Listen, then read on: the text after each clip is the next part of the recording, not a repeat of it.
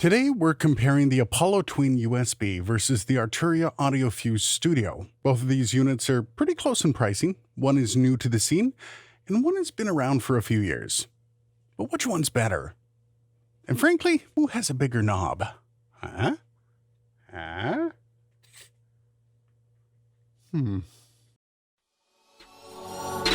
This is Aiden Wolf.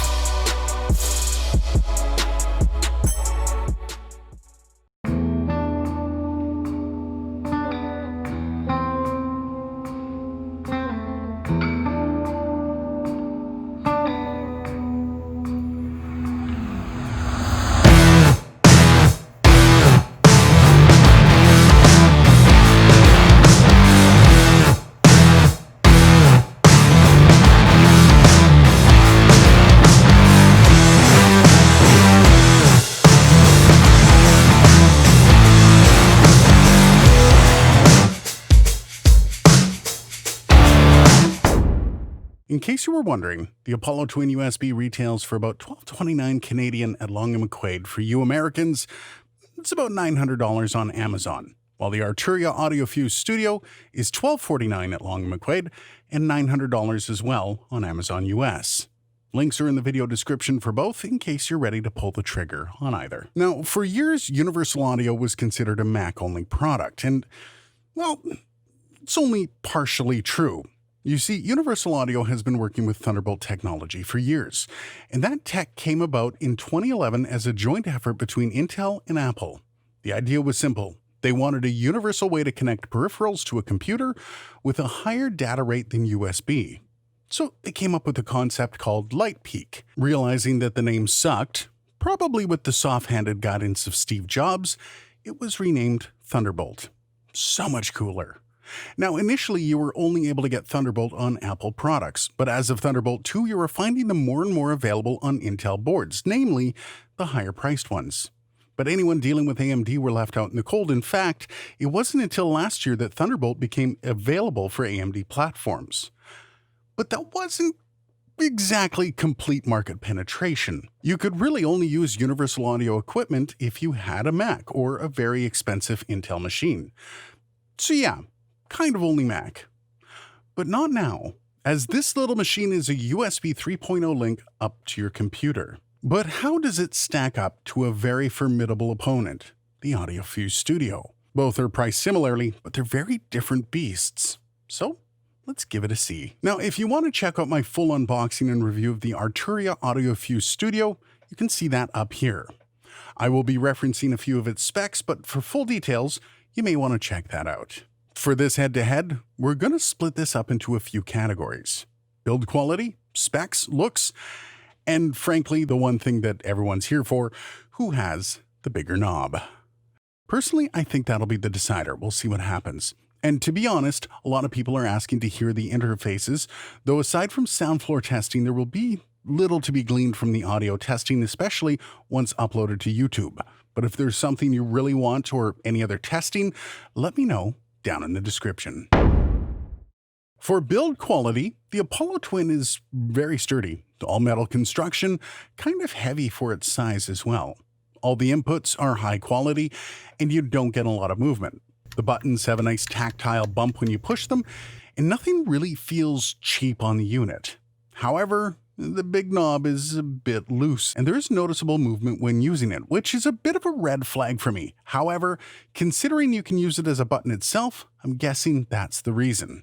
Still though, faders and knobs at this price point should not have that much movement. The boot up on the interface is quite satisfying, I must say, quite different from the subdued boot from the Arturia. The footprint is just that small. Very impressive. But there is one issue with that size. This thing can double as a space heater. I'm not even kidding you. All in all, a very close battle for build quality, but the Arturia is going to have to take this round, just because of the instability of the knob. That might seem like a small gripe, but Arturia's knob is, well, quite firm. That was supposed to be in the script? Whew. Specs. This one is interesting. First spec up is inputs and outputs, and it's not really a fair fight here. Arturia has 18 in and 20 out. The Apollo is 2 in and 6 out. Now, the expandability is the same though. Both have the ability to grow by 8 channels with an ADAT. They are both 24-bit, 192 kHz. Signal-to-noise ratio of the Apollo is -118 dB, and Arturia is -128, so that's another win for Arturia. Gain is also quite telling.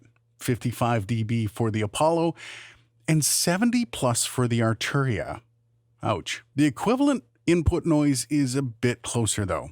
Apollo has -127 dB, and Arturia is -128 dB. As a secondary note, I would have to give props to Universal Audio for their plugins. They are amazing, despite them being proprietary to the device. I think they have the edge there though. But aside from that, the specs winner, well, is pretty clear cut. It's Arturia. Not going well for Apollo, is it? And now we get to looks.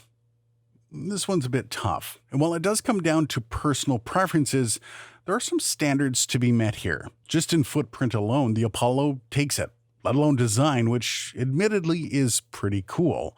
It is a much cleaner design, and while I really do love the step down in size from my previous board to the Arturia, this just takes it one step further.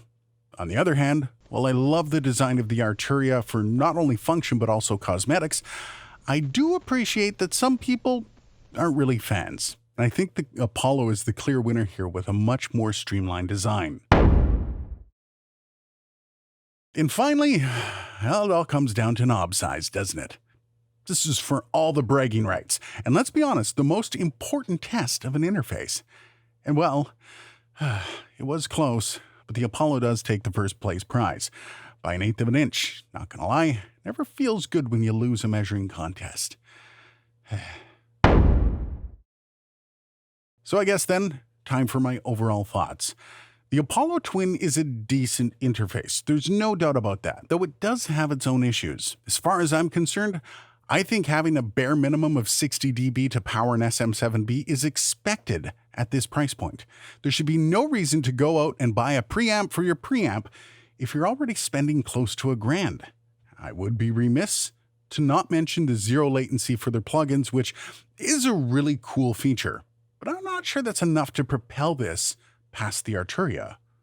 One huge issue for me on the Apollo, couldn't get it to work with clean feed, which might not be an issue for you, but I would say that would be a massive problem if I depended on clean feed for my work, and a lot of people are nowadays. And I just dropped all that cash on an Apollo? Well, that would be pretty disappointing.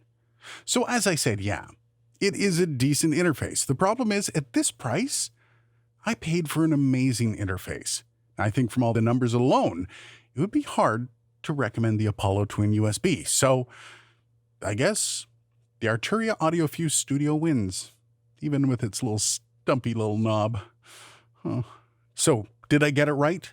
Let me know down in the comments. Which one would you rather have on your desk? Thanks for watching. Now, if you like this video, you know what to do. But if you really liked it, hit like, get subscribed, and consider clicking on some of those links down in the description, as any and all purchases you make go to support the channel. Cheers, and I'll see you in the next video.